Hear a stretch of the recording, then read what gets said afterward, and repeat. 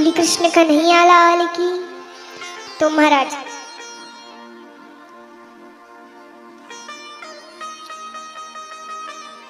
अब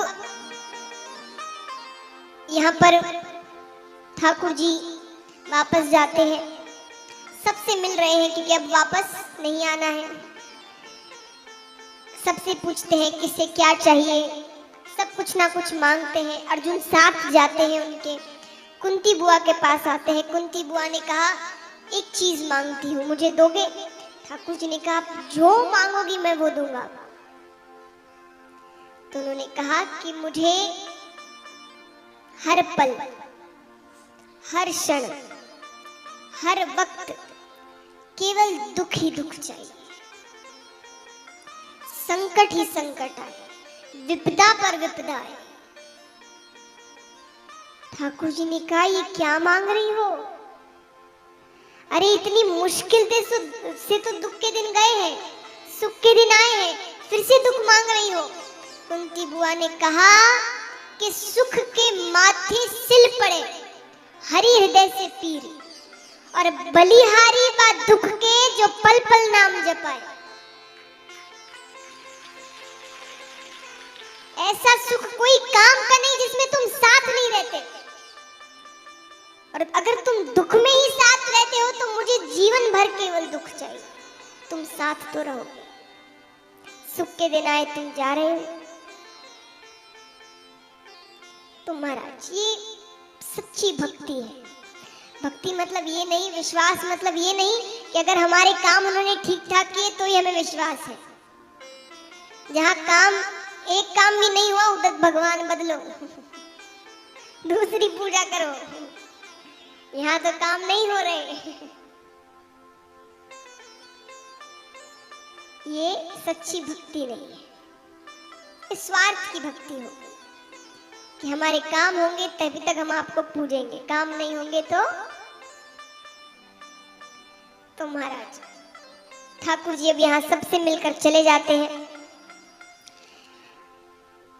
अब यहाँ राजा परीक्षित जन्म लेते हैं, बड़े होते हैं, उन्हें राज सिंहासन दिया जाता है। पांडव पर्वतों की ओर चले जाते हैं, सब कहीं ना कहीं चले जाते हैं राजा परीक्षित को राज्य संभाल कर। राजा परीक्षित कई वर्षों तक बड़ी सूझबूझ से वो प्रजा का पालन करते।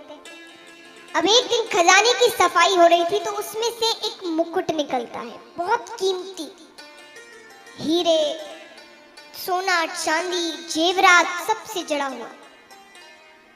ये जरासंध का मुकुट था। जरासंध एक बहुत पापी राजा था। आप इनके बारे में छठे दिन सुनेंगे। जरासंध कंस के ससुर थे और बहुत पापी राजा थे वे।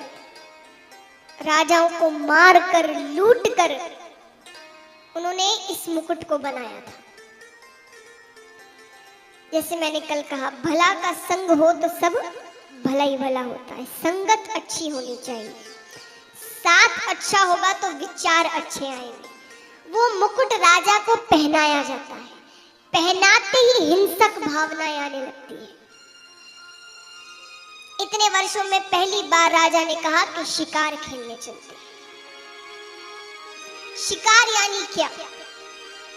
आप पशुओं की हत्या करेंगे। राजा ने कहा शिकार खेलने चलते हैं। जाते हैं, अब बीच रास्ते में उन्होंने देखा कि एक शूद्र एक बैल को, एक पैर का ही बैल है, उसके एक ही पैर है, तीन पैर नहीं है, एक पैर के बैल को लकड़ी से मार रहा है, बहुत बहुत जोर से, क्रूरता से। नीचे गौ माता पड़ी हुई है अधमरी हालत में, उसे वो हर थोड़ी देर में पैर की ठोकर मारे। राजा देखते हैं, राजा ने कहा मेरे राज्य में ऐसी क्रूरता का कार्य। तलवार निकलकर तुरंत उसके पास आते हैं, तुम कौन हो? उसने कहा मैं कलयुग हूं। कौन हूं मैं? कलयुग हूं। ये बैल कौन है? ये बैल धर्म है, एक पैर का। कलयुग में केवल दान से धर्म किया जाए। तब सोच, ये सब महाराज हम कर नहीं पाएंगे, तरीके बहुत हैं, कलयुग में भी ऐसा नहीं है, तरीके ही नहीं है। धर्म के लक्षण कई है पर हम वो कर नहीं सकते। तपस्या करना, वैराग्य लेना, मोह माया छोड़ना। सुपारी नहीं छूटती किसी से, तो मोह माया तो दूर की बात है। तो ये सारी चीजें हम कर नहीं सकते। दान हम कर सकते हैं। कलयुग के लोग दान कर सकते हैं, उनके पास धन काफी होगा, वो दान जरूर करेंगे। तो कलयुग में धर्म केवल दान से होगा। तो ये धर्म है। ये गौ माता कौन है? गौ माता पृथ्वी है। कलयुग में पृथ्वी की ऐसी ही हालत होगी। राजा कहते अगर ऐसा समय आने वाला है तो तुम्हारा तो मर जाना ही अच्छा है। उसे मारने लगते, वो कहता है मुझ में लाख अवगुण है पर एक ऐसा गुण है जो कोई युग में नहीं था। कैसा गुण? कलयुग केवल नाम आधारा। केवल नाम लेने से जीव का कल्याण हो जाएगा, उसे भगवान की प्राप्ति हो जाएगी। बाकी युगों में आपको वर्षों तपस्या करनी पड़ती है, तब भी कोई पक्का नहीं कि भगवान दर्शन देंगे कि नहीं। इसमें केवल नाम ले से भगवान प्राप्त हो जाएगा। अरे वाह, ये तो बहुत अच्छा गुण है। पर राजा ने कहा तुम मेरे राज्य में नहीं रह सकते। कलयुग ने कहा कि आपका तो पूरा आपका ही राज्य है, सब कुछ तो जीत लिया आपने, मैं कहां जाऊं? बोले वहां जाओ जहां मदिरा पान होता है, जहां चोरियां होती है, जहां डकैतियां होती है, जहां गलत स्त्रियों के साथ संग होता है, तुम वहां जाओ। कलयुग मन में कह रहा है ये सारे प्लॉट तो मैंने पहले से ही बुक करके रखे हैं। उसने कहा ठीक है, पर एक स्थान मुझे मेरे मन मुताबिक दीजिए। कौन सा स्थान? मुझे सोने में स्थान चाहिए, स्वर्ण में।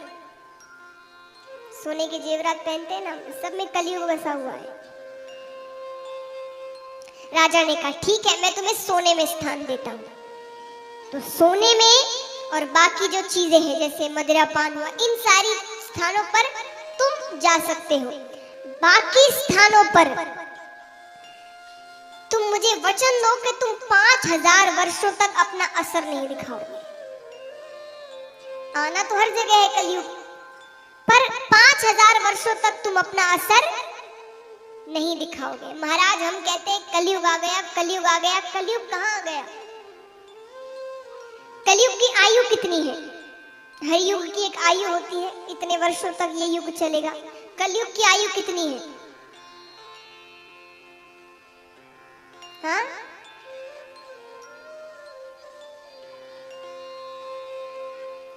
चार लाख 32,000। 4,32,000 ये कलयुग की आयु है। अभी कितने वर्ष हुए हैं? 5,115 वर्ष। अब 5,000 वर्ष तो राजा परीक्षित ने मांग लिए थे, तब तक तो कलयुग का कोई असर नहीं हुआ था। तो जो बालक जिसकी आयु 4,32,000 की है, वो अभी 115 वर्ष का हुआ है। अभी कहां कलयुग आया? तो बिंदु मात्र है केवल, तो ये हाल है। सोचिए जब वो यौवन अवस्था को प्राप्त हो जाएगा तब क्या होगा? चले जाएंगे और जन्म होते हैं। इस जन्म के बाद ऐसा नहीं है कि भगवान का धाम मिल जाएगा, कई जन्म होंगे। तो महाराज ऐसा नहीं है, अच्छे लोग भी जन्म लेंगे। हमारा जन्म हो भी तो फिर तब हो जब भगवान जन्म लेंगे। जैसे श्री कृष्ण ने जन्म लिया था, उनके साथ गोपियां थी, राधा जी थी, यशोदा मैया थी, नंद बाबा थे, वसुदेव जी थे, देवकी माता थी। इन्होंने भी तो उसी समय जन्म लिया था जब युग का अंत चल रहा था। भगवान उसके बाद उन्होंने सब कुछ खत्म कर दिया था, अंत हो गया। तो जन्म भी ले तो ऐसे लोगों में ले। लेकिन कहने का तात्पर्य है अभी कलयुग नहीं आया, अभी जगह जगह कथा हो रही है, सत्संग हो रहे हैं, भगवान का नाम लिया जा रहा है, अभी कलयुग नहीं आया। तो महाराज अब यहाँ पर स्वर्ण में स्थान मांगा। राजा भूल गए कि राजा ने खुद ने सोने का मुकुट पहन कर रखा है। कलयुग प्रवेश कर गया। अब यहाँ शिकार खेलते खेलते रास्ता भटक जाते हैं, सेवक कहीं चले जाते हैं, राजा कहीं पहुंच जाते हैं। दूर से एक कुटिया दिखती है, प्यास लगी है बहुत जोर की। कुटिया में एक ऋषि तपस्या कर रहे थे, समीक ऋषि। वो तपस्या में थे, भक्ति में लीन थे। उन्हें नहीं पता कुटिया में कौन आ रहा है, कौन क्या कह रहा है। वो तपस्या में है, समाधि में है। राजा आते हैं, 2-3 बार उन्होंने कहा मुझे जल दीजिए, मुझे जल दीजिए। वो नहीं सुन पा रहे। क्रोध में आकर नीचे एक मरा हुआ सर्प पड़ा था। राजा ने वो सर्प उठाया और ऋषि के गले में डाला। वहां से चले जाते हैं। अब ऋषि के शिष्य ने वो दृश्य देख लिया। जाकर वो समीक ऋषि के पुत्र से कहता है कि दिखने में तो कोई राजा जैसा ही लग रहा था, उसने तुम्हारे पिताजी के साथ ऐसा ऐसा किया। बेटे ने बिना सोचे बिना जाने कि वो कौन थे, क्या थे, क्यों हुआ, वहां खड़े खड़े कह दिया जिसने भी ये कार्य किया है अगले 7 दिनों में तक्षक नाग के डसने पर उसकी मृत्यु हो जाए। समीक ऋषि जब तपस्या से उठते हैं, उन्हें ये बात पता चलती है। नेत्र बंद कर कर देखते हैं कि वो कौन था। बड़ा दुख होता है उन्हें। दुख क्यों? अब दूसरे से को क्रोध आ जाए कि मेरे साथ इतना गलत किया, अच्छा हुआ इसे श्राप मिला। वो दुखी हो जाते हैं। क्यों? क्योंकि वो जानते हैं राजा परीक्षित ऐसे नहीं है, कुछ हुआ है, कुछ गलत हुआ है, वरना वो ऐसे नहीं है। लेकिन अब 7 दिनों में मुक्ति मिलनी है उन्हें। 7 दिनों में मृत्यु तो आनी है, पर ऐसा क्या करें कि कल्याण भी हो जाए। राजा को सबसे पहले तो बताया जाता है, उन्हें पता ही नहीं है उन्हें श्राप मिला है। राजा सब कुछ छोड़कर चले जाते हैं वन की ओर। वहां सभी साधु संत विचार करने को कि क्या किया जाए। तभी सुखदेव जी का आना होता है। सुखदेव जी से प्रार्थना की जाती है कि आप इन्हें श्रीमद् भागवत सप्ताह पारायण सुनाइए, 7 दिनों में इनका कल्याण करिए। आइए, वो मान जाते हैं। कथा आरंभ होती है। अभी तक हम कई जगह से कथा सुन रहे थे। आदि कथा महादेव जी कह रहे हैं, आदि सूत जी कहते हैं। अब से लेकर 7वें दिन तक सुखदेव जी कथा सुना रहे हैं राजा परीक्षित। राजा परीक्षित बैठते हैं। राजा परीक्षित पूछते हैं, महाराज मुझे वराह अवतार के बारे में बताइए। ठाकुर जी ने वराह अवतार क्यों लिया? अच्छी बात है। सुखदेव जी कहते हैं कि राजन, आप भगवान की कथा सुनना चाहते हैं। आइए मैं आपको बताता हूं। राजा दक्ष की कन्या दिति पुत्र की कामना से, संतान की कामना से अपने पति कश्यप ऋषि के पास आती है। शाम के समय, शाम का समय महाराज पूजा पाठ का समय होता है। उस समय भजन करने का, पूजा पाठ का समय है। हर चीज के लिए भगवान ने एक समय दिया है। तो वो पुत्र की कामना से आती है। कश्यप ऋषि ने कहा यह समय गलत है, अभी पूजा पाठ का समय है, आप थोड़ा इंतजार करें। नहीं मानती, जिद करने लगती है, तो बिना मन से वो उनकी इच्छा की पूर्ति कर देते हैं। स्नान करने जाते हैं, स्नान करके पूजा में फिर लग जाते हैं। अब दिति ने विचार किया कि शायद स्वामी नाराज हो गए। उनके पास जाकर कहती है कि मैंने तो आपके अच्छे के लिए किया, आपके पुत्र होगा, तेजस्वी पुत्र होगा, आपका वंश आगे बढ़ेगा। कश्यप ऋषि ने कहा नहीं, गलत समय में किया हुआ कार्य गलत परिणाम ही देता है। पुत्र होंगे तुम्हारे, 2 पुत्र होंगे, जुड़वा पुत्र, लेकिन महादुष्ट होंगे। बड़े बड़े दैत्यों में उनका नाम लिया जाएगा। ये सुनते ही तो दिति माता चरणों में गिर जाती है। प्रभु, मैंने किसी गलत विचार से ये कार्य नहीं किया था, सिर्फ वंश को आगे बढ़ाने के लिए। इतनी बड़ी सजा ना दे मुझे, वो कहते अब इसको तो नहीं टाला जा सकता, पर तुम्हारे जो पौत्र होगा वो भगवान का परम लाडला होगा। उस छोटे से बालक का नाम बड़े बड़े भक्तों में लिया जाएगा। और वो छोटे से बालक थे भक्त प्रहलाद। तो महाराज आइए, अब समय बीतता है, दीति गर्भवती होती है। 100 वर्षों तक उन्होंने गर्भ धारण किया, 100 वर्षों तक। अब पुत्र ऐसे होने हैं तो साधारण थोड़ी, तो 100 वर्षों तक गर्भ धारण किया। 100 वर्षों बाद पुत्र होते हैं, 2 पुत्र विचित्र। क्यों विचित्र? अस्त्र शस्त्र लेकर पैदा हुए और जन्म लेते ही विशाल रूप को धारण कर गए। ये 2 पुत्र थे, हिरणाक्ष और हिरण्यकश्यप। हिरणाक्ष समुद्र की विशालता देखते हैं, समुद्र से युद्ध को ललकारते हैं, युद्ध के लिए उसे। समुद्र ने कहा मुझे युद्ध नहीं करना, मेरे तल पर पृथ्वी रखी है, इसे लेने कोई ना कोई आएगा। समुद्र जानते थे भगवान ही आएंगे, तो कहा कि इसे लेने कोई ना कोई आएगा, उसे युद्ध कर लेना। तो वो पृथ्वी के पास जाकर हिरणाक्ष बैठ जाता है। यहाँ ब्रह्मा जी अब रचना का कार्य कर रहे हैं, संसार को आगे बढ़ाना है, बहुत से कार्य करते हैं, प्रयास करते हैं। अब लोग तो प्रकट हो गए, पर उन्हें रखे कहां? जगह चाहिए, पृथ्वी चाहिए। भगवान से प्रार्थना करते हैं तो ठाकुर जी ब्रह्मा जी के नासिका से छोटे से वराह का अवतार ग्रहण करते हैं और सीधा समुद्र तल में जाते हैं। समुद्र तल में जाकर पृथ्वी को ऊपर लेकर आ रहे हैं कि बीच में हिरणाक्ष आता है। पृथ्वी ले जानी है तो मुझसे युद्ध करना पड़ेगा। ठाकुर जी और हिरणाक्ष का युद्ध होता है।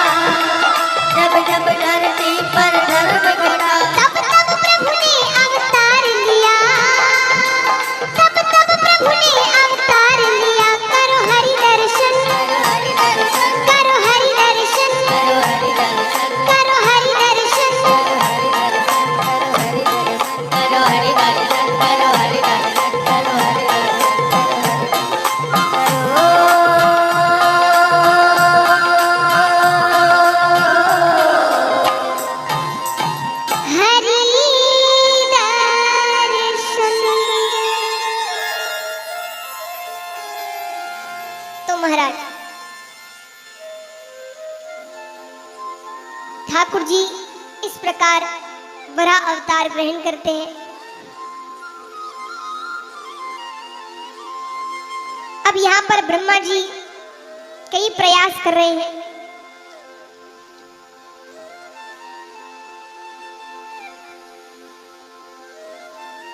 पर संसार का कार्य आगे नहीं बढ़ रहा। भगवान का ध्यान कर कर तो उनके एक हिस्से से स्वयं मनु एक पुरुष उत्पन्न होते हैं और एक हिस्से से शतरूपा नामक महिला स्त्री उत्पन्न होती है। दोनों से कहा जाता है जाकर संसार का कार्य आगे बढ़ाओ। उनके 2 पुत्र 3 पुत्रियां होती है, देहुति प्रस्तुति आहुति। 2 पुत्र होते हैं उत्तानपाद और प्रियव्रत। उत्तानपाद को राज सिंहासन दिया जाता है। उत्तानपाद का विवाह सुनीति नामक कन्या से होता है, पर कोई संतान नहीं होती तो दूसरा विवाह करते हैं सुरुचि नामक कन्या से। अब कभी कभी वो सुनीति से भी मिलते, पर धीरे धीरे सुरुचि से प्रेम बढ़ता गया और सुरुचि इतनी सुंदर, सुंदरता ऐसी कि उसके सामने वो सब कुछ भूल जाते। अब यहाँ पर ठाकुर जी की लीला भी देखिए, जिस कारण दूसरा विवाह किया गया कि सुनीति गर्भवती नहीं हो रही थी, यहाँ पर सुरुचि गर्भवती होती है, सुनीति भी गर्भवती होती है। 9 महीने बाद दोनों को बालक होते हैं। सुरुचि से जो बालक होता है उसका नाम रखते हैं उत्तम और सुनीति से जो बालक होता है उसका नाम रखते हैं ध्रुव। अब एक बार राजा युद्ध से वापस लौटते हैं। लौटकर सीधा वे सुरुचि के पास आते हैं। द्वारपालों से कहते हैं कि सुनो, किसी को भी अंदर मत आने देना। ठीक है, ध्रुव जी को एक बात पता चलती है। ध्रुव जी दौड़े दौड़े आते हैं कि पिताजी वापस आए हैं युद्ध जीत कर। द्वारपाल रोक लेते हैं। द्वारपाल कहते हैं राजकुमार आप अंदर नहीं जा सकते। ध्रुव जी कहते क्यों नहीं जा सकता, मुझे पिताजी से मिलना है। पिताजी ने मना किया है, महाराज ने कहा कि कोई अंदर ना आना पाए और अगर हमने उनकी बात नहीं मानी तो वो हमें दंड देंगे। ध्रुव जी ने कहा मेरी बात नहीं मानोगे तो मैं तुम्हें दंड नहीं दूंगा। अरे पिताजी के दंड से तो मैं तुम्हें बचा सकता हूँ, लेकिन मेरे दंड से तुम्हें कोई नहीं बचा सकता। द्वारपाल मान जाते हैं, ध्रुव जी को अंदर जाने देते हैं। ध्रुव जी जाते ही महाराज की गोद में जाकर बैठते हैं। महाराज ने बहुत लाड़ कर रहे हैं, है तो पिता ही। कुछ देर तक तो सुरुचि देखती है, फिर क्रोध आ जाता है तो हाथ पकड़कर गोद से नीचे उतार देती है। महाराज एक बार तो खड़े होते हैं पर सुरुचि को देखकर वापस बैठ जाते हैं। ध्रुव जी कहते हैं पिताजी आप इतना बदल गए, विश्वास ही नहीं होता। पहले तो आप जब भी युद्ध से वापस लौटते थे सबसे पहले माता के पास आते थे, आज आप हमसे मिलने भी नहीं आए। सुरुचि कहती है महाराज से क्या पूछता है, अपनी माँ से जाकर पूछ। ध्रुव जी ने कहा आप ही बता दीजिए, आप भी तो माता है, मैं तो छोटी माता हूँ। माता छोटी बड़ी नहीं होती, आप ही बता दीजिए पिताजी ने ऐसा क्यों किया। बोले इसलिए किया क्योंकि अब तुम्हारी माता महारानी नहीं रही, वो दासी बन गई है और दासी के पास महाराज नहीं जाते। ध्रुव जी कहते मेरी माता दासी नहीं है, वो इस महल की महारानी है। सुरुचि ने कहा महारानी थी, अब वो स्थान मुझे दे दिया गया है और तुम्हारा स्थान मेरे पुत्र उत्तम को दे दिया गया है। ध्रुव जी ने कहा उत्तम को जितना मिले मुझे उतनी प्रसन्नता होगी, मुझे बस पिताजी की गोद में बैठना है। सुरुचि ने कहा गोद में बैठना है तो भगवान विष्णु से जाकर कहो कि तुम्हें मेरी कोख से पैदा कर, तो ही तुम पिताजी की गोद में बैठ सकते हो। अब चले जाओ यहाँ से। ध्रुव जी चले जाते हैं रोते रोते।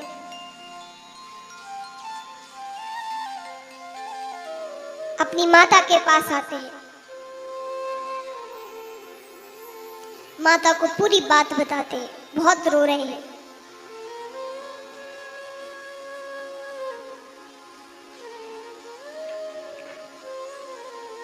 माता कहती है, अरे एक साधारण से मनुष्य की गोद में बैठने के लिए रो रहा है। बैठना है तो भगवान विष्णु की गोद में जाकर बैठ। उस गोद में अगर बैठ गया तो तुझे वहां से कोई नहीं उतार सकता। ध्रुव जी कहते हैं, छोटी माता ने भी यही कहा था कि अगर मुझे पिताजी की गोद में बैठना है तो मुझे विष्णु भगवान से कहना होगा। ये विष्णु भगवान कहाँ मिले? माता ने कहा, उसके लिए तपस्या करनी पड़ती है। अभी तू बहुत छोटा है, थोड़ा बड़ा हो जाए मैं तुझे तपस्या करने भेजूंगी। अब सो जाते हैं। माता ध्रुव जी को सुला देती है। मध्य रात्रि के समय ध्रुव जी नींद से उठते हैं, मंदिर जाते हैं और जाकर भगवान से कहते हैं कि मैं भगवान विष्णु की खोज में निकल रहा हूं। मुझे अपने पास ना देखकर मेरी माता व्याकुल हो उठी। उन्हें व्याकुल मत होने देना, मैं जल्दी लौट आऊंगा। वन की ओर जाते हैं। अब वन में छोटे से बालक है महाराज, वहां पर सिंह है, कितने पशु हैं। ठाकुर जी डर जाते हैं। ठाकुर जी नारद जी को भेजते हैं कि जाकर देखो वो कहाँ घूम रहे हैं। नारद जी आते। अब नारद जी आते ही क्या कहते हैं, कहीं भी प्रवेश करते हैं नारद जी तो क्या कहते हैं? जोर से कहिए, नारायण नारायण। नारद जी कहते हैं, अरे पुत्र तुम कहाँ घूम रहे हो? तुम्हारे माता पिता चिंतित हो रहे होंगे, वापस जाओ। ध्रुव जी ने कहा कि मैं भगवान विष्णु की खोज में जा रहा हूं। आप कौन? मैं नारद हूं। नारद? अरे माता ने आपकी बहुत सी कहानियां सुनाई थी मुझे। मेरा नाम ध्रुव है। आप तो भगवान विष्णु को जानते हैं ना, वो कहाँ मिलेंगे? नारद जी ने कहा, मिल तो जाएंगे पर उनसे मिलने के लिए तुम्हें मृत्यु का सामना करना पड़ेगा। क्यों? बोले क्योंकि वो यहाँ नहीं रहते, वो तो क्षीर सागर में रहते हैं। ध्रुव जी ने कहा, मुझे मृत्यु का भय नहीं है, पर मैं जीवित उनसे मिलना चाहता हूं। ठीक है, मैं उनके पास नहीं जा सकता, वो मेरे पास आ सकते हैं। नारद जी ने कहा, क्या मतलब? अरे मैं उनसे मिलने नहीं जा सकता, वो तो मुझसे मिलने आ सकते हैं। नारद जी ने कहा, जरूर आ सकते हैं, पर उसके लिए कठोर तपस्या करनी पड़ेगी। करोगे? ध्रुव जी ने कहा, करूंगा, कठोर से कठोर तपस्या करूंगा। मुझे भगवान विष्णु से मिलना है। तो नारद जी कहते, कहो। ओम नमो भगवते वासुदेवाय। ओम नमो भगवते वासुदेवाय। महाराज आपको नहीं मिला भगवान से? मिलना है कि नहीं? मिलना है तो आप भी कहिए, ओम नमो भगवते वासुदेवाय। ओम नमो भगवते वासुदेवाय। ओम नमो भगवते वासुदेवाय। ओम नमो भगवते वासुदेवाय। ओम नमो भगवते वासुदेवाय। ओम नमो भगवते वासुदेवाय। वासुदेवाय नमो वासुदेवाय। वासुदेवाय नमो वासुदेवाय। वासुदेवाय नमो वासुदेवाय। वासुदेवाय नमो वासुदेवाय। ओम नमो भगवते वासुदेवाय। ओम नमो भगवते वासुदेवाय। ओम नमो भगवते वासुदेवाय। ओम नमो भगवते वासुदेवाय। वासुदेवाय नमो वासुदेवाय। वासुदेवाय नमो वासुदेवाय। वासुदेवाय नमो वासुदेवाय। वासुदेवाय नमो तालियां जोरदार। वासुदेवाय ओम नमो भगवते वासुदेवाय। ओम नमो भगवते वासुदेवाय ओम नमो भगवते वासुदेवाय। ओम नमो भगवते वासुदेवाय वासुदेवाय नमो वासुदेवाय। वासुदेवाय नमो वासुदेवाय वासुदेवाय नमो वासुदेवाय। वासुदेवाय नमो वासुदेवाय ओम नमो भगवते वासुदेवाय। ओम नमो भगवते वासुदेवाय ओम नमो भगवते वासुदेवाय। ओम नमो भगवते वासुदेवाय वासुदेवाय नमो वासुदेवाय। वासुदेवाय नमो वासुदेवाय वासुदेवाय नमो वासुदेवाय।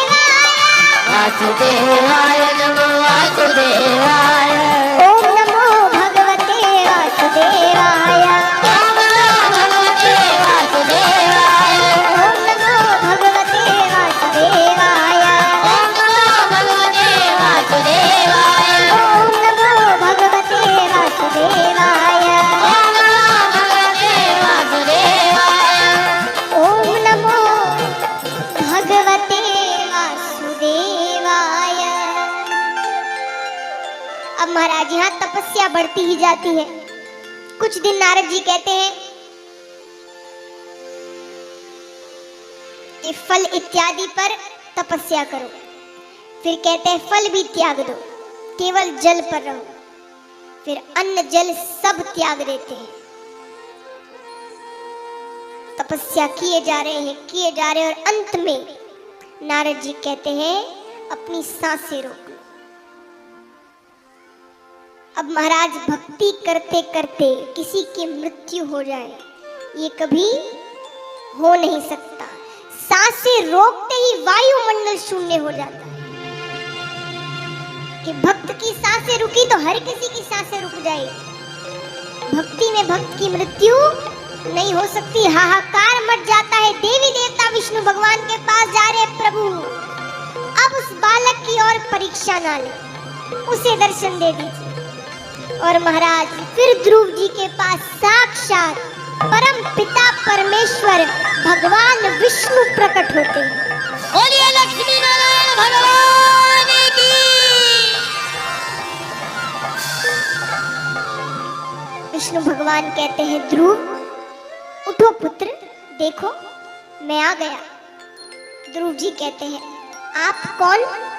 अरे मैं वासुदेव, जिसकी तुम तपस्या कर रहे हो। अब तो ध्रुव जी गले लग जाते हैं। वसुदेव। ठाकुर जी कहते हैं कहो पुत्र, क्या पूछना चाहते थे तुम मुझसे? ध्रुव जी कहते हैं मुझे ये बताइए कि पिताजी की गोद से जब मुझे उतारा गया तो पिताजी ने क्यों कुछ नहीं कहा? माता ने क्यों मुझे उनकी गोद से उतार दिया? माता ने क्यों कहा कि उनकी गोद में बैठने के लिए मुझे उनकी कोख से जन्म लेना पड़ेगा? विष्णु भगवान कहते अरे अरे अरे, इतने सारे प्रश्न एक साथ। पहला प्रश्न पूछो जिसका उत्तर तुम सबसे पहले जानना चाहते हो। ध्रुव जी कहते हैं छोटी माता ने मुझे पिताजी की गोद से क्यों उतार दिया? ठाकुर जी कहते हैं तो यही प्रश्न है जो तुम्हें सबसे ज्यादा तकलीफ दे रहा है। ठाकुर जी ध्रुव जी के सर पर हाथ रखते हैं और हाथ रखते ही साक्षात मां सरस्वती उनके मस्तक पर प्रवेश कर जाती है। ज्ञान प्रवेश कर जाता है। ठाकुर जी कहते हैं और कुछ पूछना चाहते हो? ध्रुव जी ने कहा कुछ नहीं पूछना, सारे उत्तर मिले। इस प्रकार ठाकुर जी ध्रुव जी को दर्शन देते हैं।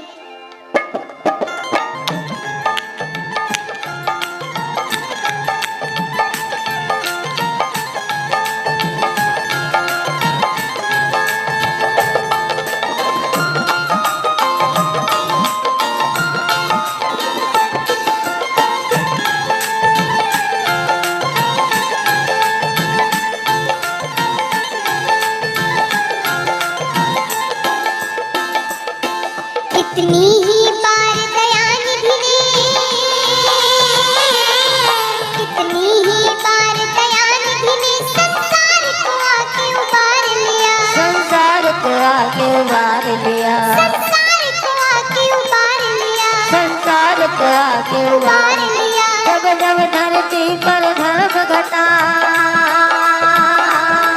जब जब धरती पर धर्म घटा, तब तब प्रभु ने अवतार लिया, तब तब प्रभु ने अवतार लिया। करो हरि दर्शन, करो हरि दर्शन, करो हरि दर्शन, करो हरि दर्शन, करो हरि दर्शन, करो हरि दर्शन, करो हरि दर्शन, करो हरि दर्शन, करो हरि दर्शन, करो हरि दर्शन, करो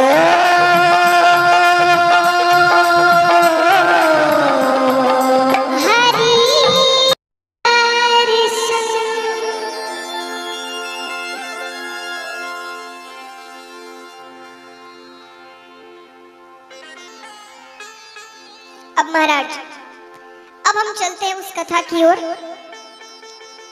सती कथा की ओर, शिव विवाह की ओर।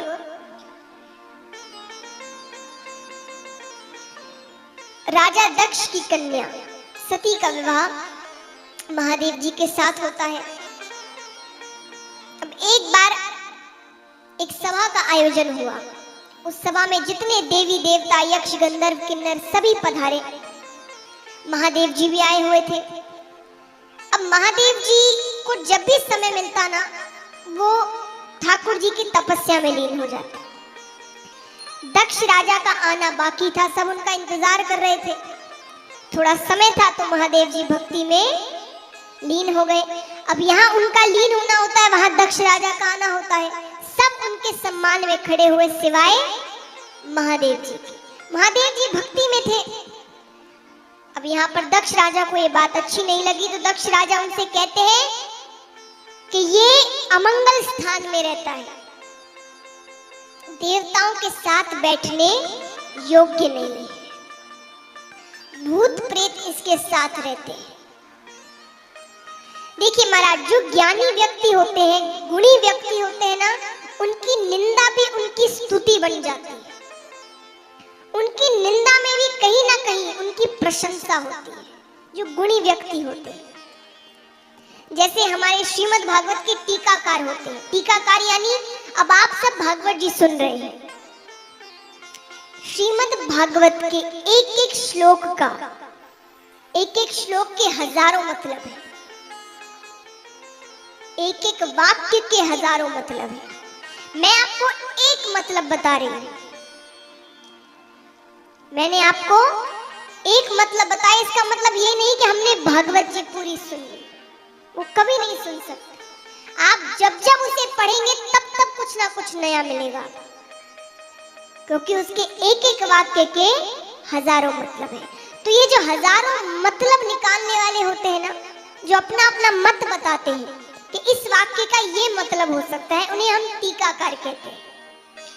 तो श्रीमद् भागवत के ऐसे कई टीकाकार हुए, उनमें से एक है श्री श्रीधर स्वामी जी।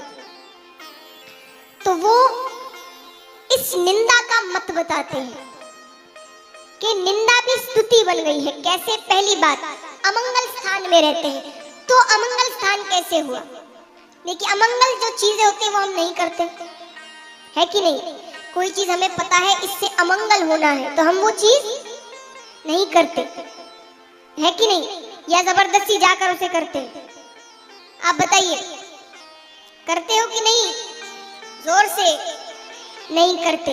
लेकिन वो जो स्थान है, वहां जाने से कोई रोक सकता है? बताइए, रोक सकते हैं आप? शमशान घाट जाने से रुक सकते हैं? नहीं रुक सकते। वो जीवन का सत्य है, उस स्थान पर हर किसी को जाना है। यानी महादेव जी महाकाल है, ब्रह्मा विष्णु महेश। ब्रह्मा जी का कार्य क्या है? रचना करना। सब अपने अपने कार्य कर। 3 देव क्यों माने गए हैं? 3 ही देव क्यों? और भी कितने देवी देवता है, पर इनका 3 कार्य है। ब्रह्मा जी रचना का कार्य करते हैं, जन्म देने का कार्य। विष्णु भगवान पालन का, जब तक हम संसार में हमें पालते पोसते हैं। और महादेव जी विनाश का कार्य करते हैं, मृत्यु का कार्य, महाकाल कहते हैं। तो उनका जो स्थान है वो अमंगल कैसे हुआ? वो सबसे बड़ा सत्य है, सबको स्थान पर जाना है। तो ये हो गई उनकी पहली स्तुति। दूसरी बात, कहते हैं भूत प्रेतों के साथ रहते हैं, तो वो नहीं रहेंगे तो कौन रहेगा? आज वो हमारा अच्छा करते हैं भूत प्रेतों के साथ रहकर। राम जी वे राजा हैं, 10 बजे के बाद उनके पट बंद हो जाते हैं। 10 बजे के बाद श्री राम के पट बंद हो जाते हैं। फिर वहां जाएंगे तो बाहर हनुमान जी घोटा लेकर बैठे हुए होते हैं। वो अपने प्रभु को किसी को परेशान करने नहीं देते। ठाकुर जी द्वारिका नगरी, वो भी राजा है, द्वारका के राजा है, उनके पट भी ज्यादा 12 बजे बंद हो जाते हैं। चलिए, क्योंकि राम जी मर्यादा पुरुषोत्तम है, वो मर्यादा के साथ रहते हैं। श्री कृष्ण थोड़ा बहुत इधर उधर कर लेते हैं, तो हम उनको 12 बजे तक का समय देते हैं। वो 12 बजे तक अपने पट खुले रखते हैं। 12 बजे के बाद वो भी अपने पट बंद करते हैं। भूत प्रेत 12, 12:30, 1 के बाद घूमना शुरू करते हैं। तो अगर महादेव जी उन्हें नहीं रखेंगे अपने पास, तो वो हमारे साथ रहेंगे। उन्हें तो रहने के लिए स्थान चाहिए, तो वो हमारा अच्छा ही कर रहे हैं भूत प्रेतों को अपने पास रखकर। फिर कहा देवताओं के साथ बैठने योग्य नहीं है, तो सही कहा। वो सिर्फ देवता थोड़ी है, वो देवों के देव महादेव है। तो महाराज ज्ञानी जनों की निंदा भी उनकी स्तुति बन जाती है। महाराज विवाह में अभी समय है, आप क्यों गलियों में घूम रहे हो?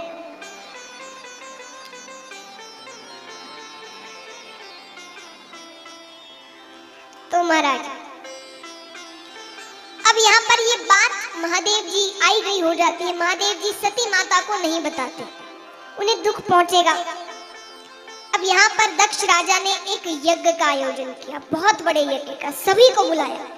देवी देवता, यक्ष, गंधर्व, किन्नर, ऋषिगण, संत, साधु, सबको बुलाया, सिवाय महादेव जी। अब यहाँ पर आकाश मार्ग में उस दिन चहल पहल है। महाराज परिवार में कोई विवाह होता है तो कैसे घर में चहल पहल होती है, सब तैयार होकर निकल रहे हैं, है कि नहीं? तो आकाश मार्ग पर उस दिन चहल पहल थी, सब तैयार होकर दक्ष राजा के यहाँ जा रहे हैं। नारद जी अच्छे से जानते थे कि महादेव जी को न्योता नहीं आया है, फिर भी जाते। जाकर माता से कहते, अरे माता आप तैयार नहीं हुई? मुझे तो लगा आपके साथ ही हो लूंगा मैं। माता ने कहा कहाँ जाने को? अरे आपको नहीं पता, आपके पिताजी ने इतना बड़ा यज्ञ करवाया है, सबको बुलाया, आपको न्योता नहीं मिला? माता कहती है नहीं, लगता है महादेव जी अभी तक उस सभा की बात भूले नहीं है। माता ने कहा कौन सी बात?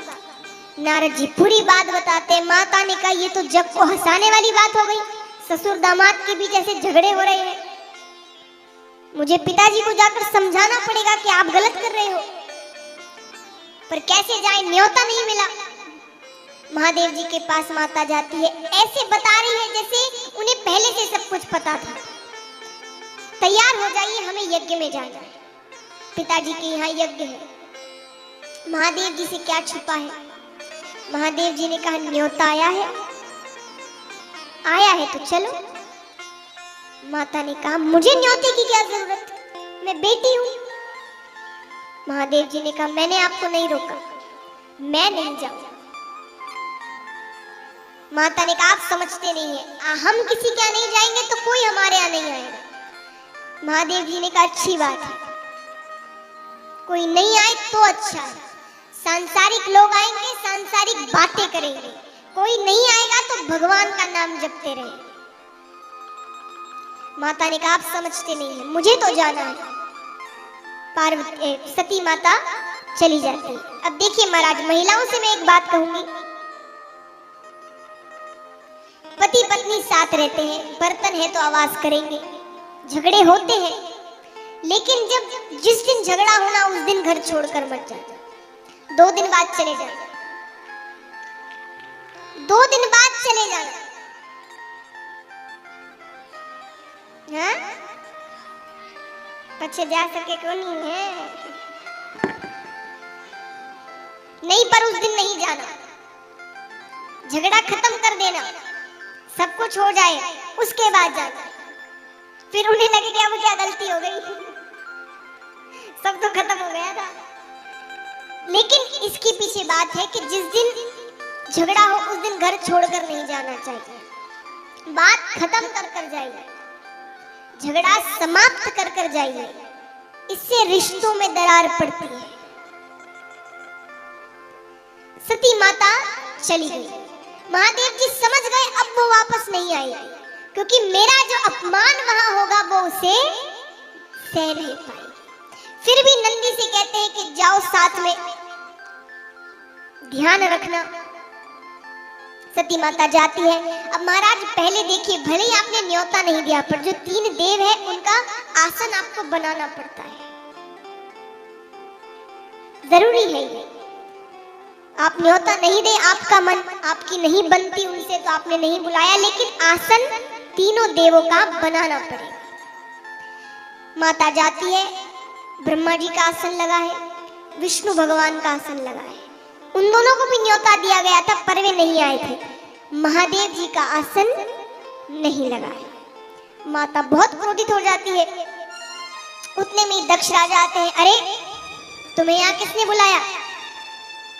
मैंने तो न्योता नहीं दिया था। अपने पति के साथ रह रहकर उसके जैसी हो गई। सती माता कहती है, पिताश्री मैं चाहूं तो अभी आपकी हत्या कर सकती हूँ।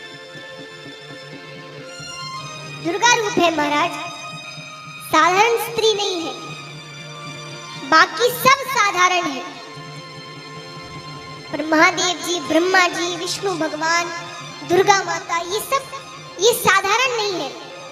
तो माता ने, ये तो लीला करने आए हैं, वो पुत्री बनकर आई है, वो लीला कर रही है यहाँ पर। उन्होंने कहा मैं चाहूं अभी आपकी हत्या कर सकती हूँ, पर मैं नहीं चाहती कि भविष्य में बेटियों पर पिता हत्या का कलंक लगे। पर मुझे दुख है कि इस शरीर को आपने पाल पोस कर बड़ा किया है, मैं इसे ही खत्म कर देती हूँ। और वहीं हवन कुंड में माता ने अपनी आहुति दी। नंदी देखते कि होते होते क्या हो गया, यहाँ तो बातें हो रही थी कहाँ, और सब कुछ खत्म हो गया। नंदी पर भी आक्रमण होता है। वो कैसे तैसे महादेव जी तक पहुंचते हैं। महादेव जी अपने गण को भेजते हैं, वीरभद्र नाम, कहते हैं वहां जाकर सब कुछ खत्म कर दो, तहस नहस कर दो। राजा दक्ष के गले को काट दिया जाता है, सिर धड़ अलग कर दिया कर जाता है। अब महाराज विष्णु भगवान के पास सब जा रहे हैं कि ये यज्ञ एक धर्म का कार्य है, वो अगर बीच में छूट गया तो अमंगल माना जाएगा। सब विष्णु भगवान से कहते हैं कि आप कुछ करिए, यज्ञ को बीच में नहीं छोड़। महादेव जी से कहते हैं, महादेव जी धर्म के लिए शांत होते हैं। दक्ष राजा को बकरे का सर लगाया जाता है। यजमान तो चाहिए जिसने यज्ञ करवाया है, वो अगर यज्ञ में नहीं बैठेंगे तो यज्ञ पूरा नहीं होगा। तो बकरे का सर लगाया जाता है, यज्ञ पूरा किया जाता है। यज्ञ के बाद माता के मृत शरीर को लेकर महादेव जी परिक्रमा कर रहे हैं। अब जैसे मैंने कहा, तीनों देवों के 3 कार्य हैं। अब महादेव जी तो अपना कार्य नहीं कर रहे, मृत्यु नहीं हो रही, और ये कार्य रुक भी नहीं सकते। ऐसा नहीं महादेव जी नहीं करे तो ब्रह्मा जी रचना के कार्य से रुक जाएंगे, नहीं, रचनाएं होती रहेगी, जन्म होते रहेंगे। तो यहाँ जन्म होते जा रहे हैं और मृत्यु किसी की नहीं हो रही। तो महाराज तब ठाकुर जी अदृश्य रूप में अपना सुदर्शन चक्र फेंकते हैं, जो एक एक करके माता के अंगों को काटने लगता है। एक एक अंग जहां जहां जाकर गिरते हैं, वहां वहां एक एक सिद्ध पीठ की रचना होती है। महाराज जो सिद्ध पीठों की कितनी जगह आप गए होंगे, तो जहां जहां एक एक अंग जाकर गिरे थे, वहां वहां एक एक सिद्ध पीठ की रचना हुई है। वो सती माता के अंग है। जब कुछ नहीं बचता तो वापस अपने कार्य में लग जाते हैं महादेव जी। कुछ समय बाद सती माता हिमाचल राजा के यहाँ पार्वती माता के रूप में जन्म लेती है। समय बीतता है, बड़ी होती है। नारद जी एक दिन आते हैं, हिमाचल राजा ने कहा बेटी विवाह योग्य हो गई है, कोई वर बताइए। नारद जी सब जानते थे। नारद जी ने कहा बड़ा ही अच्छा वर है, महादेव नाम है। महादेव नाम है। धनवान है कि नहीं? अरे इतना धनवान है कि उनके दर पर ब्रह्मा जी और विष्णु जी आते हैं। बड़ी अच्छी बात है। बिना जाने बिना मिले हिमाचल राजा ने कहा रिश्ता पक्का। अब नारद जी दौड़े दौड़े विष्णु भगवान के पास आते हैं। मैंने तो रिश्ता पक्का कर दिया, पर महादेव जी को मनाने की हिम्मत मुझ में नहीं है। आप ही कुछ करिए। विष्णु भगवान जाते हैं। महाराज बहुत उम्र हो गई है, समय भी बीत गया है, अब विवाह कर लीजिए। महादेव जी ने कहा मुझे विवाह नहीं करना। अरे नेत्र बंद कर देखिए तो सही कन्या कौन है। नेत्र बंद करते हैं तो ये तो सती माता ही है, जो वापस पार्वती माता का रूप लेकर आई है। मान जाते हैं। आइए अब हम शिव विवाह में प्रवेश करते हैं। जैसे हमारे घर के विवाह होते हैं उसी प्रकार हम की लग रही है।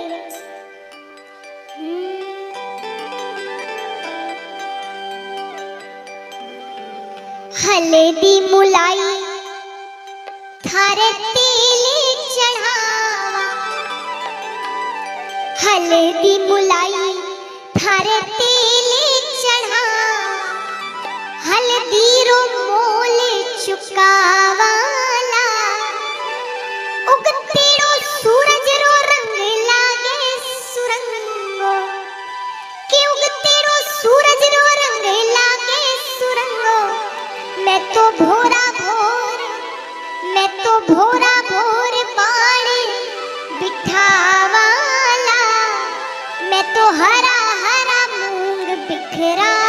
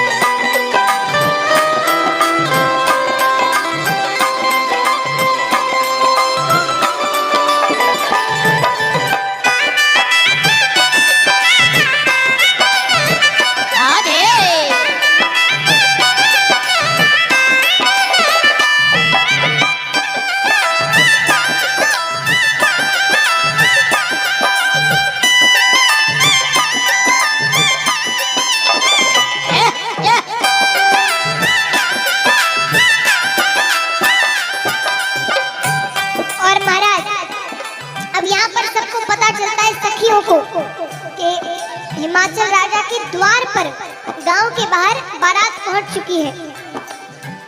तो सारी सखियां कहती है कि चलो चलो जाकर देखकर तो आते हैं। पहले महाराज फोटो थोड़ी होती थी, तो सबको फोटो दिखा दिए, रिश्ता पक्का हुआ है कि इससे रिश्ता पक्का हुआ है। उसको शादी के दिन ही चेहरा दिखता था। तो सारी सखियां कहती जाकर देखे तो सही पार्वती का जो वर है वो दिखता कैसा है।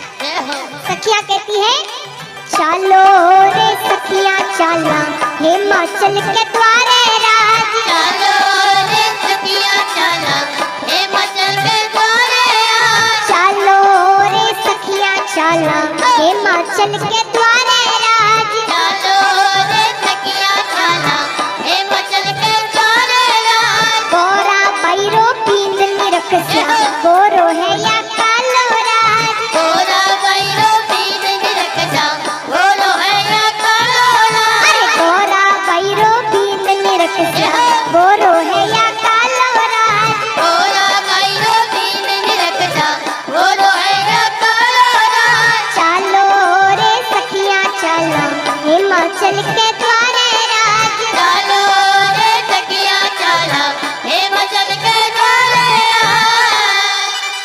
चलिए अब किसकी बारी है? हल्दी हो गई, मेहंदी भी हो गई। अब जोर से कहिए किसकी बारी है? बारात। तो अब बारात आ रही है जो गांव के बाहर खड़ी है। आइए महाराज हम बारात के दर्शन करते हैं। शिवजी बिहाने चले पालकी सजाए के वभूति रमाए के हो राम। अरे संग संग बाराती चले ढोले बजाए के घोड़ा दौड़ाए के हो राम।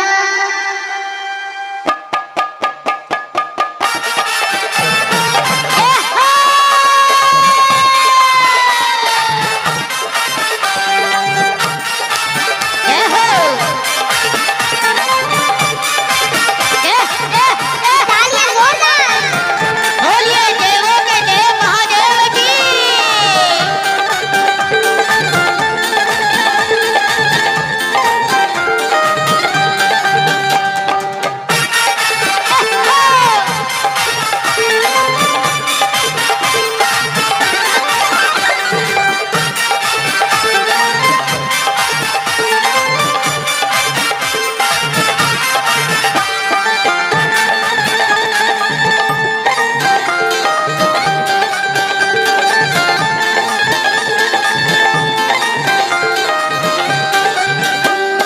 शिवजी बिहाने चले पालकी सजाए के वभूति रमाए के हो राम। ओ भैया शिवजी बिहाने चले पालकी सजाए के वभूति रमाए के हो राम।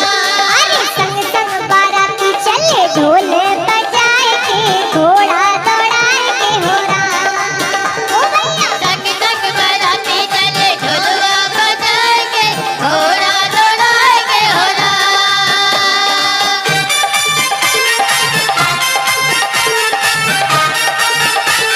और उठा के पूरे पूरे हाथ स्वागत करिए महादेव जी का। जोरदार तालियां।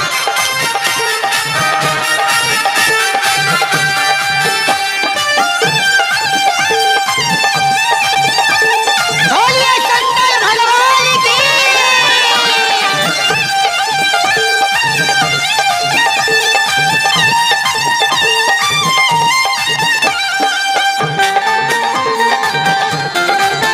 अरे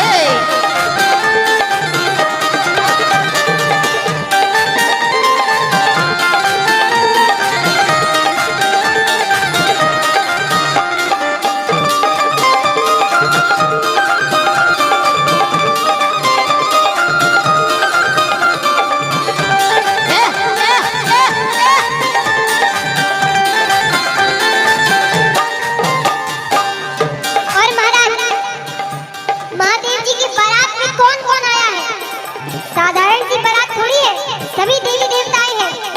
विष्णु जी और लक्ष्मी जी को गरुड़ के ऊपर चढ़ आए। दाढ़ी वाले बूढ़े ब्रह्मा हंस सवारी ले आए।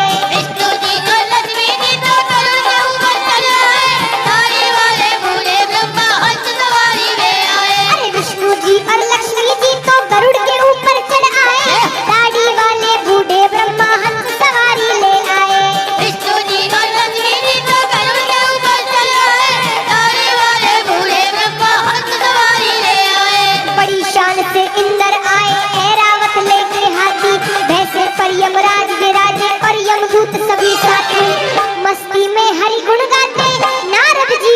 मनाते, भक्ति में हरि गुण गाते, नारद की खुशी मनाते।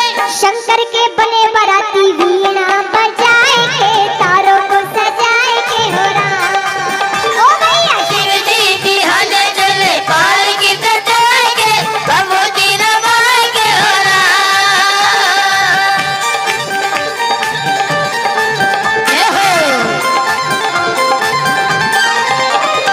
बोलिए देवों के देव महादेव की।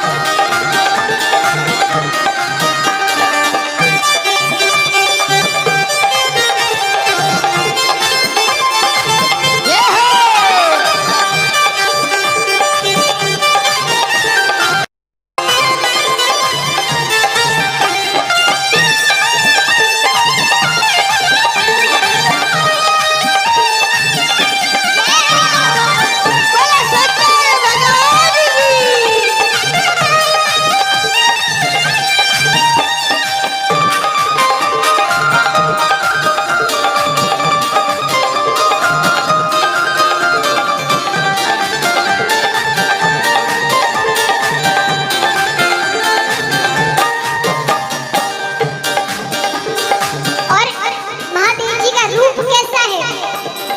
मस्तक पर है त्रिलोचन और दूध का चंद्र विराज रहा, डम डम डम रूप आजे और त्रिशूल हाथ में साज रहा। मस्तक पर हाथ लोचन और रूप का चंद्र विराज रहा, डम डम डम डम डम रूप आजे त्रिशूल हाथ में साज रहा। ओ मस्तक पर है त्रिलोचन और दूध का चंद्र विराज रहा, डम डम डम रूप आजे और त्रिशूल हाथ में साज रहा। मस्तक पर हाथ लोचन और रूप का चंद्र विराज रहा, डम डम डम डम डम रूप आजे त्रिशूल हाथ में साज रहा। भोले बाबा को पहनाई नरमुंडों की एक माला, बागंबर की खाल उड़ाई और कंधे पर मछाला। गंगा की धारा बहती कल कल कल कल कर कहती, गंगा की धारा बहती कल कल कल कल कर कहती। बुरी नजर से इनको रखना, बचाए के छुपके छुपाए के हो राम। ओ भैया शिव जी की हलचल पालकी सजाएंगे, भभूति रमाएंगे हो राम।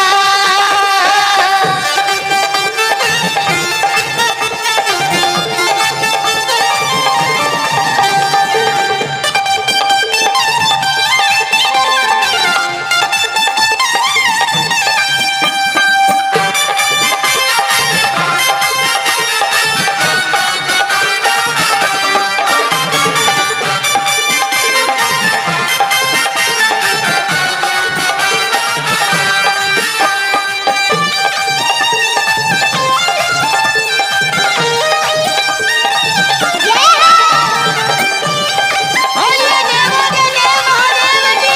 जय हो।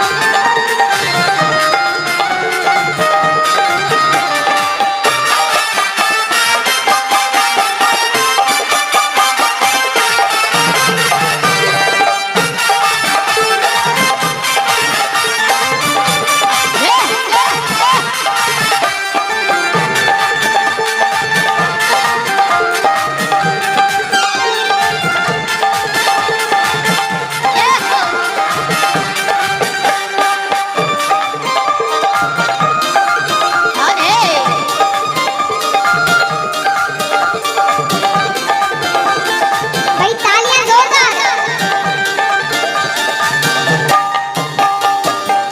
अब महाराज यहाँ भोले बाबा विचार करते हैं कि थोड़ा हंसी मजाक किया जाए, विवाह के घर में तो चलता ही है। तो भोले बाबा ने अपना रूप बदल लिया, जल्दी जल्दी बाराती सामने से जाए। भोले बाबा ने अपना रूप बदल लिया और क्या बन गए? 60 साल के बुढ़े बन गए। अब यहाँ सारी सखियां देखने आ रही है कि पार्वती का जो वर है वो कैसा दिखता है, तो वो तो 60 साल का बुढ़ा है। जय हो। आइए महाराज, सबकी नजर देख रही है, सब क्या सोच रहे हैं, क्या कह रहे हैं। बाबा को एक कौतुक सूझा, बदला रूप बड़ा भारी, 60 साल के बुढ़े बन गए, मुख पे झुर्रियां है सारी। बाबा को एक कौतुक सूझा, बदला रूप बड़ा भारी, 60 साल के बुढ़े बन गए, मुख पे झुर्रियां है सारी। बाबा को एक कौतुक सूझा, बदला रूप बड़ा भारी, 60 साल के बुढ़े बन गए, मुख पे झुर्रियां है सारी। बाबा को एक कौतुक सूझा, बदला रूप बड़ा भारी, 60 साल के बुढ़े बन गए, मुख पे झुर्रियां है सारी। डगमग डगमग चलते जैसे गिरने के आसार पड़े, बदन पे झूम रही है, मुख से देखो लार पड़े, जो भी देखे चकराए, कलेजा मुंह को आए, जो दीने के चकराए, कलेजा मुंह को आए। ऐसे दूल्हे से सबको रखना बचाए के, छुप के छुपाए के हो राम। ओ भैया शिव जी बिहान चले पाल की सजाए के, भभूति रमाए के हो राम।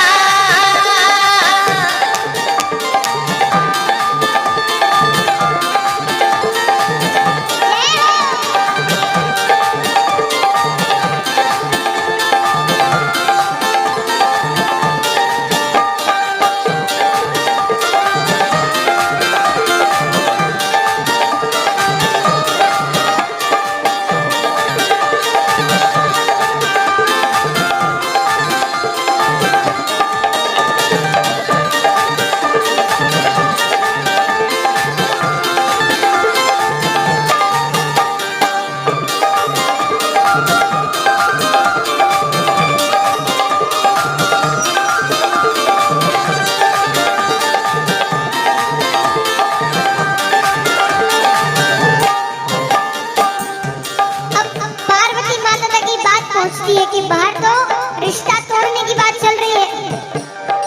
कोई भी माता पिता अपनी बेटी का विवाह थोड़ी कराएंगे 60 साल के बुढ़े से। छोटी से है पार्वती जी। पार्वती माता को पता चलता है, पार्वती माता महादेव जी से कहती है, प्रभु अब ये विनोद बंद करें और अपने असली रूप में आए। जय हो। सब बहुत डर गए, तो महादेव जी अपने असली रूप में आते हैं, दोनों साथ में खड़े हैं, महादेव जी और पार्वती माता के सभी दर्शन करते हैं। सुंदर रूप बना भोले का माया अपनी मोड़ी है, इस जग में सबसे सुंदर शिव पार्वती की जोड़ी है। सुंदर रूप बना भोले का माया अपनी मोड़ी है, इस जग में सबसे सुंदर शिव पार्वती की जोड़ी है। सुंदर रूप बना भोले का माया अपनी मोड़ी है, इस जग में सबसे सुंदर शिव पार्वती की जोड़ी है। सुंदर रूप बना भोले का माया अपनी मोड़ी है, इस जग में सबसे सुंदर शिव पार्वती की जोड़ी है। ऋषि मुनि और वेद शास्त्र भी इनका गुण गाते हैं, इस जोड़ी का दर्शन कर कर जीवन सफल बनाते हैं।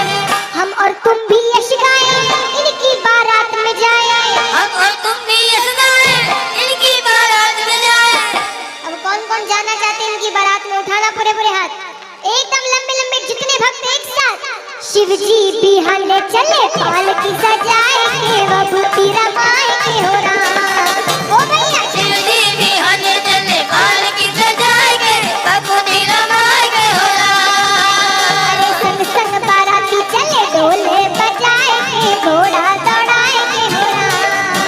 अरे संग संग बाराती चले ढोले बजाए के, घोड़ा दौड़ाए के हो राम।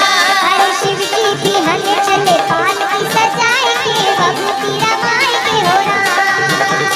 शिव जी बिहान चले पाल की सजाए के, भभूति रमाए के हो राम। अब बारात तो आ गई, अब किसकी बारी है? इतनी महिलाएं बैठी हैं यहाँ पर, आप बताइए, महिलाएं बताइए। हमें नहीं पता। सासू जी की बारी, तो सासू जी तो यही है। कौन से रीति रिवाज की बारी है? सासू जी क्या करती है? तोरण,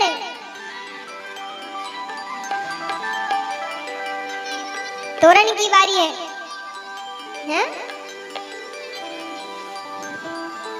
तो महाराज आइए, अब तोरण है। तोरण आया राय पर हरे हरे का प्यारा,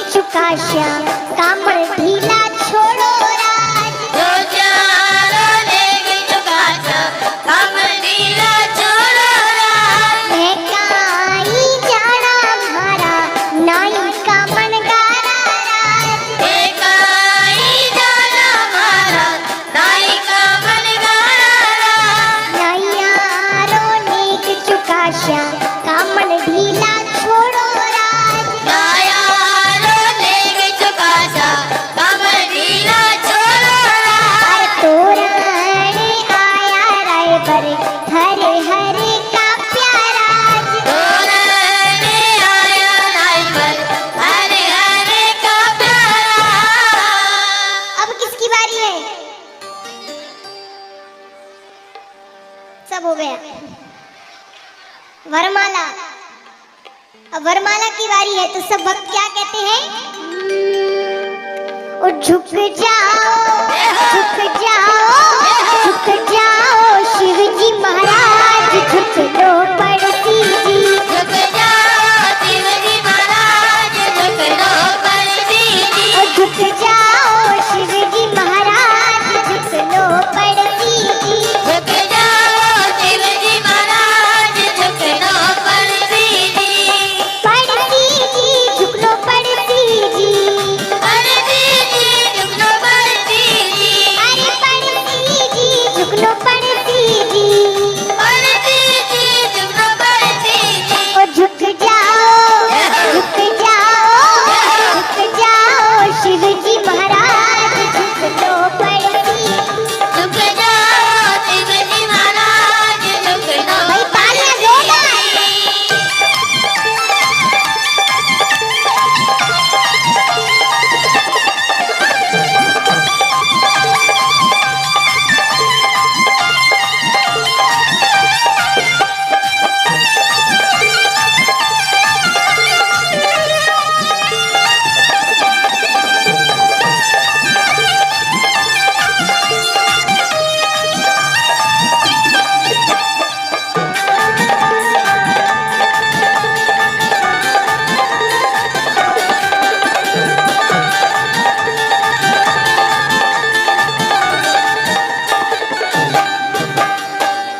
और झुकना क्यों पड़ेगा?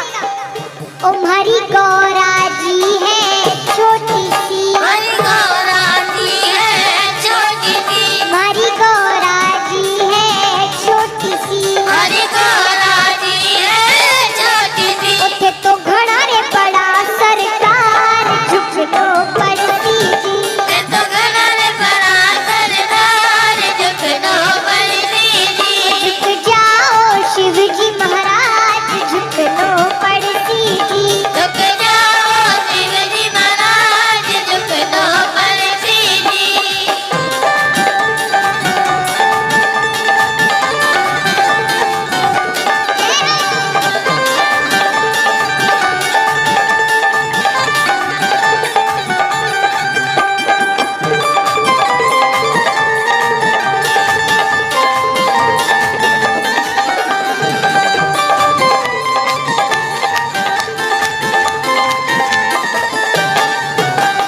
और एक और वजह बताइए क्यों झुकना पड़ेगा?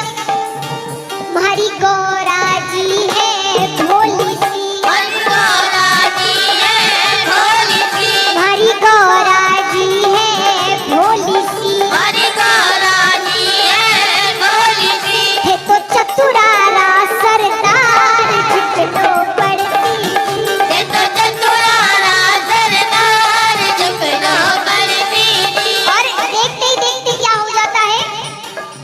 ओ देखत देखत ही झुक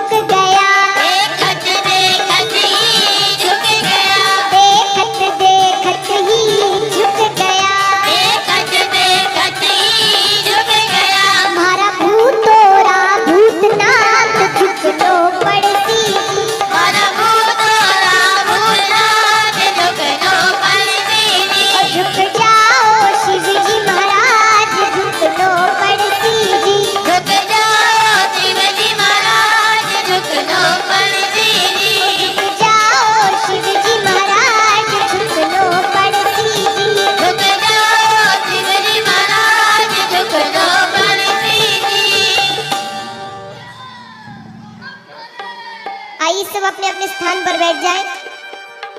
कुछ नाम है, कुछ सूचनाएं हैं जिन्होंने दान किया है और जिन्होंने किया है, जो स्थानीय भक्त हैं, कई भक्तों ने सहयोग किया है, उनके नाम और फिर आगे की कथा। सब अपने स्थान पर बैठे रहे थोड़ी देर और फिर आरती कर जाए। सभी से निवेदन है।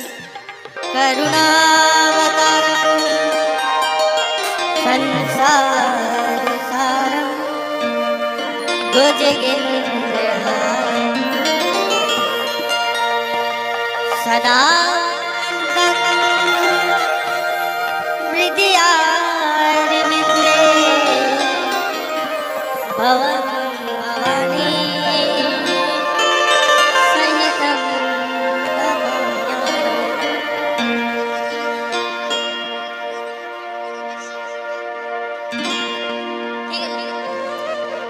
श्री भागवत भगवान की है आरती, पापियों को पाप से है तारती। श्री भागवत भगवान की है आरती, पापियों को पाप से है तारती। श्री भागवत भगवान की है आरती, पापियों को पाप से है तारती। श्री भागवत भगवान की है आरती, पापियों को पाप से है तारती। ये अमर ग्रंथ, ये मुक्ति पंथ, ये पंचम वेद निराला, सब ज्योति जगाने वाला। ये अमर ग्रंथ, ये मुक्ति पंथ, ये पंचम वेद निराला, नव ज्योति जगाने वाला। हरि नाम यही, हरि ध्यान यही, हरि नाम यही, हरि ध्यान यही, हरि नाम यही, हरि ध्यान यही, हरि नाम यही, हरि ध्यान यही। जग के मंगल की आरती, पापियों को पाप से है तारती। श्री भागवत भगवान की है आरती, पापियों को पाप से है तारती। ये शांति गीत पावन पुनीत, पापों को मिटाने वाला, अरे! हरि दर्श कराने वाला। ये शांति गीत पावन पुनीत, पापों को मिटाने वाला, हरि दर्श कराने वाला। ये सुख करनी, ये दुख हरनी, ये सुख करनी, ये दुख हरनी, ये सुख करनी, ये दुख हरनी। ये सुख करनी, ये दुख हरनी। श्री मधुसूदन जी की आरती, पापियों को पाप से है तारती।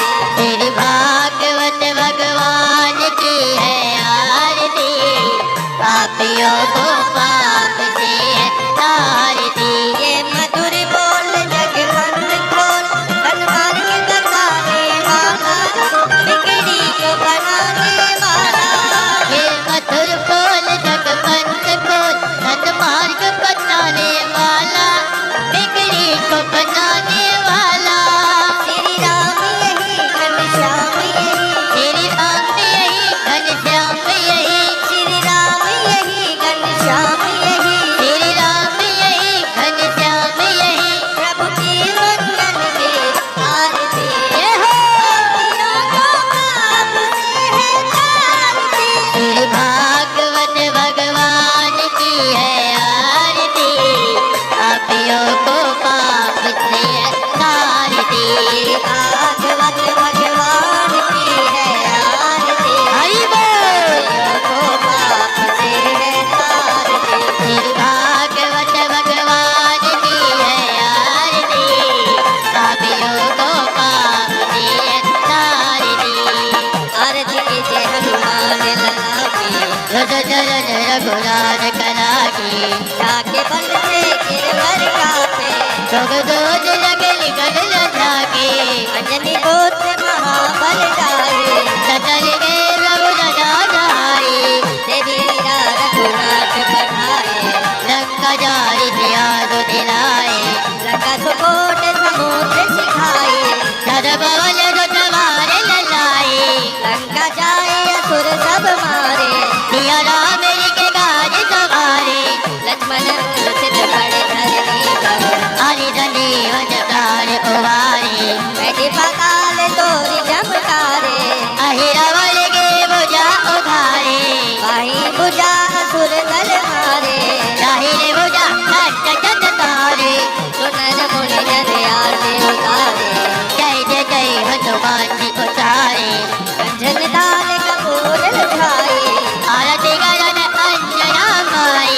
जो हनुमान जी की आरती गावे काशी वैकुंठ परम पद पावे लंका विध्वंस किए रघुराई तुलसीदास तुम कीरत गाई आरती की जय हनुमान लला के तुझ जल रघुरान करागी लाल देह लाली लहे अरुधर लाल लखो बच देह लाल उदल जय जय जय कपिसु जो हो शांति रंजन ओम शांति तत्वी शांति राम शांति रोग शांति ही वनस्पत शांति विश्व देवा शांति ब्रह्म शांति सर्वगोम शांति शांति रेव शांति सामा शांति रे अरे छाटा लग गया नीर का पाप गया शरीर का छाटा लग गया नीर का पाप गया शरीर का छाटा लग गया केसर का नाम ले परमेश्वर का छाटा लग गया केसर का नाम ले परमेश्वर का छाटा लग गया चंदन का नाम ले रघुनंदन का छाटा लग गया चंदन का नाम ले रघुनंदन का छाटा लग गया मारेरा नाम ले राधे रानी का हरि ओम माया गेन जगमय जंत देवास्तानि धर्माणि तथमान सन्तेह नाग महिमानः सचन्द्रयत पूर्वे साजाः शान्ति देवा सेवन्ति गावकुल चम्पक बाजला देवुन्नागतारगर्वे रसाल पुष्पे बिल्लो प्रभाव तुलसी दल मंजरे काम्बोजयामि नगरे स्वर्गे प्रसीद नाना सुगन्ध पुष्पाणि यथा कालोद्भवानि च पुष्पाञ्जलि मया दत्तं विहारं परमेश्वर मंत्र पुष्पाञ्जलि समर्पयामि नमः बोले कृष्ण कन्हैया लाल की बोलिए श्रीमद् भागवत महापुराण की बोलिए श्री वेद व्यास जी महाराज की बोलिए श्री सुखदेव मुनि महाराज की बोलिए आज के आनंद की चलो राधे राधे राधे। मैं सभी भक्तजनों से निवेदन करूंगा, आरती के बाद ही प्रसाद कल से वितरण होगा। कल प्रसाद काफी देर पहले वितरण कर दिया था तो धक्का मुक्की हुई थी और सभी के लिए पर्याप्त प्रसाद की व्यवस्था है। प्रसाद में धक्का मुक्की कोई ना करें। और मैं सभी से निवेदन करना चाहूँगा जो भक्तजन यहाँ कथा में